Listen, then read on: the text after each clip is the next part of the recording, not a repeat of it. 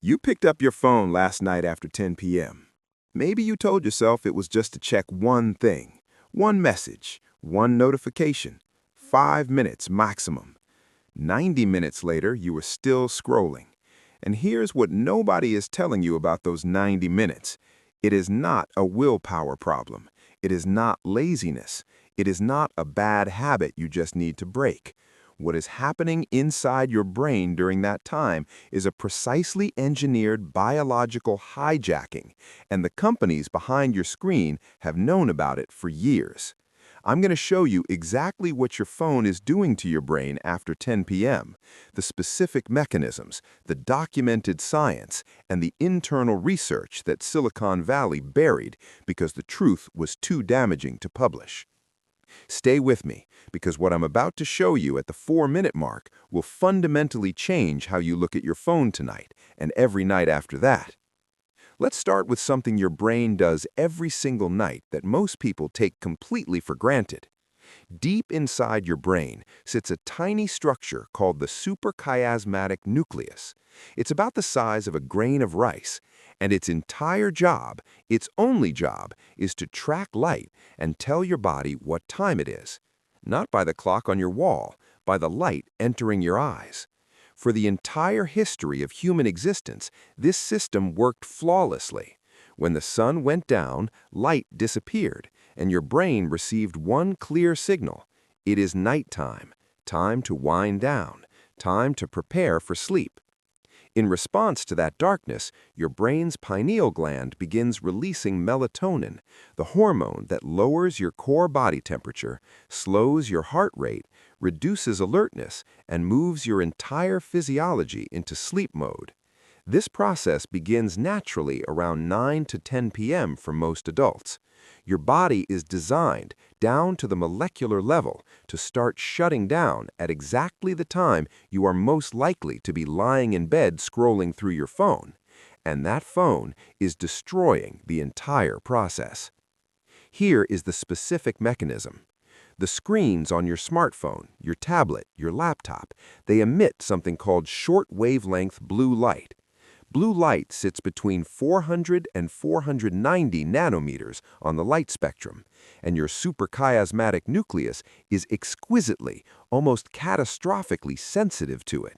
When blue light hits your photoreceptors in your eyes after dark, your brain does not interpret it as artificial light from a device. It interprets it as daylight.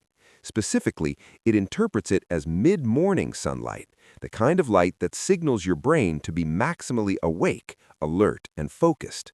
A landmark study from Harvard Medical School found that blue light exposure at night suppresses melatonin for twice as long as green light and shifts your circadian rhythm by as much as 3 hours. 3 hours! That means if your body was naturally prepared to fall into deep sleep at 11 p.m., your phone has pushed that window to 2 a.m. And when your alarm goes off at 7, you have not had anything close to the sleep your brain needed. But here is where it gets worse, because this is not just about feeling tired the next morning. Sleep is not passive. It is not simply the absence of being awake. While you sleep, your brain runs a biological cleaning cycle that scientists only fully discovered in 2013. It is called the glymphatic system. During deep sleep, specifically the slow wave and REM stages that your phone is robbing you of, your brain cells actually shrink by up to 60%, creating space for cerebrospinal fluid to flush through and carry away the toxic waste products that have accumulated during the day. One of those waste products is a protein called beta amyloid. You need to know that name. Beta amyloid is the same protein that accumulates in the brains of Alzheimer's patients to form the plaques that destroy cognitive function.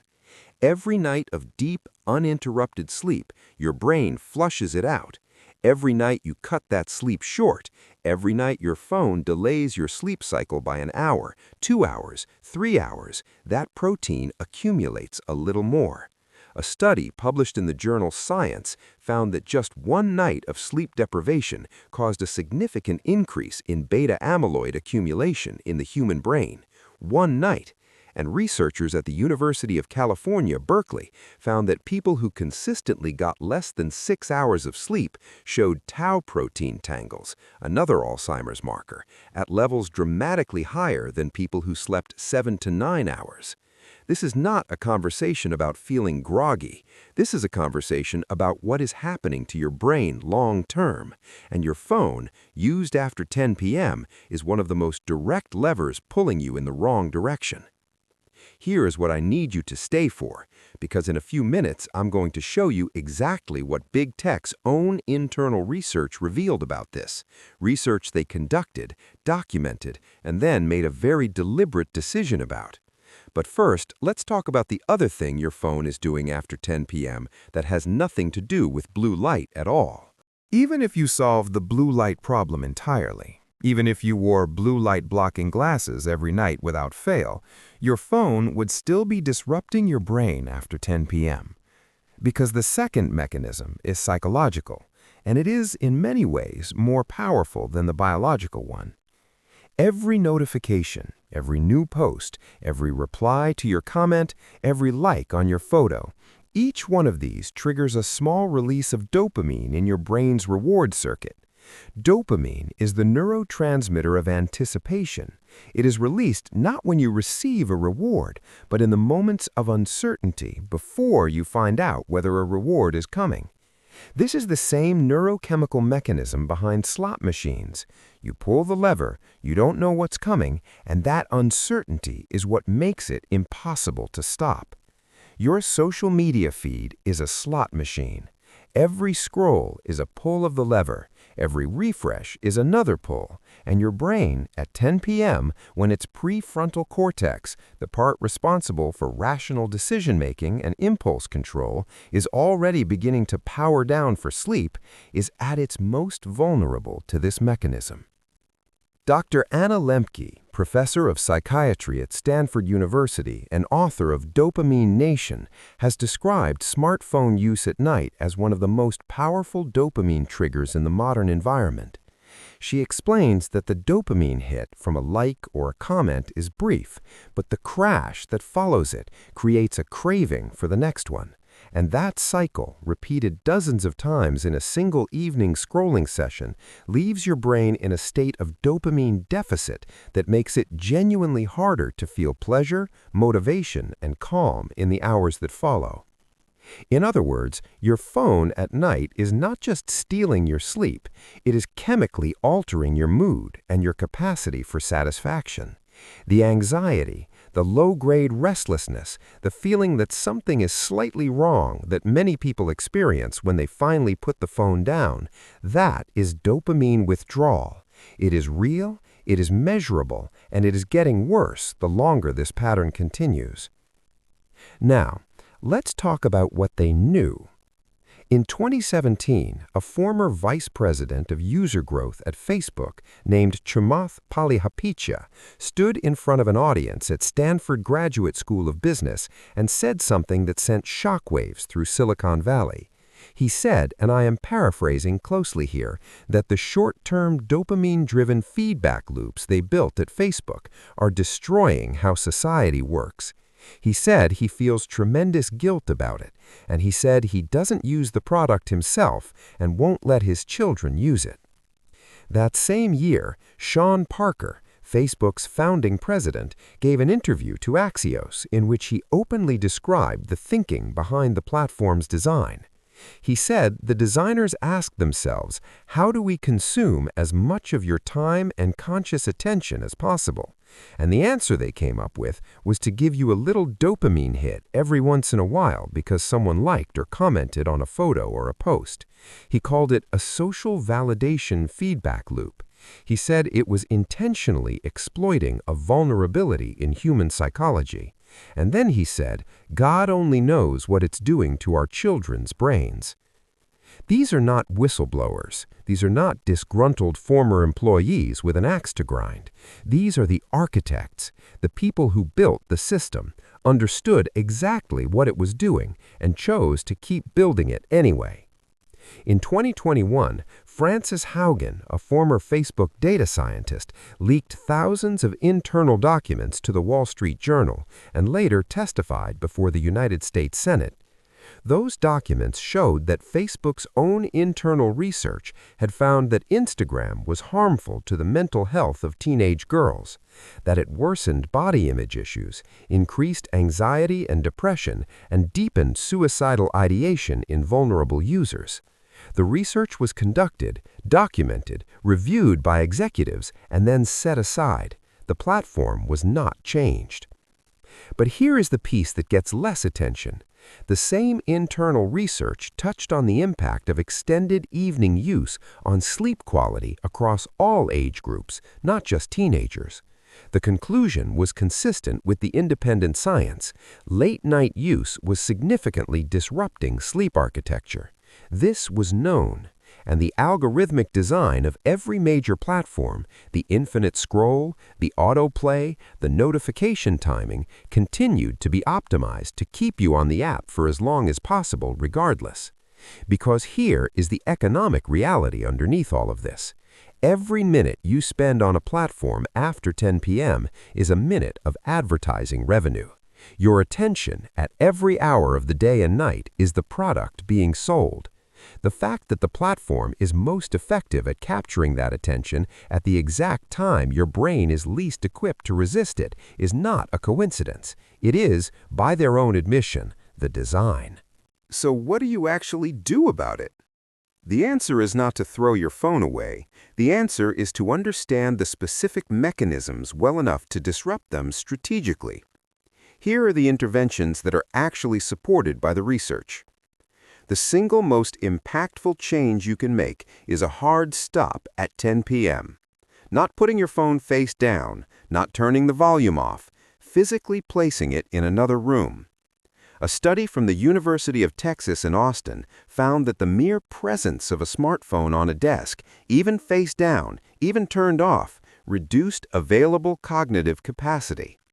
The device does not need to be in your hand to occupy mental bandwidth. Distance is the only reliable solution. The second intervention is activating night mode or true darkness mode from 9 p.m. onwards. Most modern phones have a setting called Night Shift on iPhone or Night Mode on Android that shifts the screen's color temperature away from blue light toward warmer amber tones. This is not a perfect solution. Screens still emit light, and light still stimulates the suprachiasmatic nucleus. But research from Brigham and Women's Hospital found it measurably reduced the melatonin suppressing effect compared to standard screen settings. The third intervention targets the dopamine mechanism directly. Turn off every non-essential notification on your phone, not on silent, off entirely. The anticipation of a notification, the knowledge that one might be coming, activates the same dopamine circuitry as receiving one. Every notification badge sitting on an app icon is a small, persistent dopamine pull. Removing them removes the pull. The fourth is the one most people resist the most. Charge your phone outside your bedroom, full stop. The research on this is unambiguous. People who charge their phones in their bedrooms check them more frequently during the night, take longer to fall asleep, wake more easily at the sound of notifications, and report significantly lower sleep quality than people who charge outside the room. Your bedroom should be, in the language of sleep researchers, a stimulus-controlled environment, a space your brain associates exclusively with sleep and rest. A glowing, buzzing, notification-delivering device in that space is a direct contradiction of that principle. Here is what I want you to take away from this video. The fatigue you feel, the low-level anxiety that follows you into the morning, the brain fog that sits over you until 11 a.m., the feeling that no matter how many hours you sleep, you never wake up truly rested. A significant part of all of that can be traced back to what is happening in the hours between 10 p.m. and the moment you finally put your phone down. This is not a lifestyle opinion. It is documented, peer-reviewed, replicated science, and it is science that the companies profiting from your attention have known about and chosen to work around rather than address. You now know the mechanism, the blue light, the dopamine loop, the glymphatic cleaning cycle your brain cannot complete, the internal research that was conducted and shelved. You know what is happening and why it was allowed to keep happening. What you do tonight with that information is entirely up to you.